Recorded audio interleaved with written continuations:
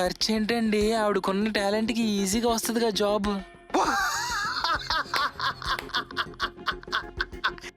ఏం మాట్లాడుతున్నారా?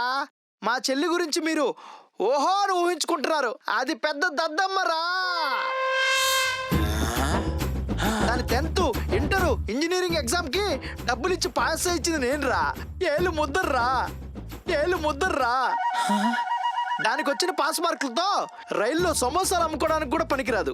అట్లాంటి దానికి నా ఫ్రెండ్ కంపెనీలో జాబ్ ఇప్పించాను రా. దానికి పడే శాలరీ నేను పంపితే గానీ వాళ్ళ కంపెనీ తరపున పంపర్రా. ఏం మాట్లాడుతున్నారు సార్? మరి రేపు ఇంటర్వ్యూ? ఒరేయ్, దానికి ఇంటర్వ్యూ స్పెల్లింగ్ కూడా రాదు. సార్ ఆల్రెడీ ఎవడో సెలెక్ట్ అయితే అని పీకించి మరీ మీ చెల్లికి ఇప్పించారు సార్. చెప్పేది నన్ను. అది నీ కర్మరా. మా చెల్లికి అదొక దద్దమ్మని దానికి తెలీదు. అది పెద్ద మేధావని దాని ఫీలింగ్. అలా అనుకునేలాగా నేను ఇప్పటి వరకు చూసుకున్నా. నువ్వేం చేస్తావో నాకు తెలీదు. మా చెల్లి రేపు ఇంటర్వ్యూలో సెలెక్ట్ అవ్వాలి. లేదనుకో మీకు పచ్చి మంచినీళ్ళు కూడా దొరకకుండా నేను చేస్తా. అసలు మీరు మారతానంటే ఎవరినైనా తీసేసి ఆ పొజిషన్ మీకు ఇప్పిస్తాను. నేను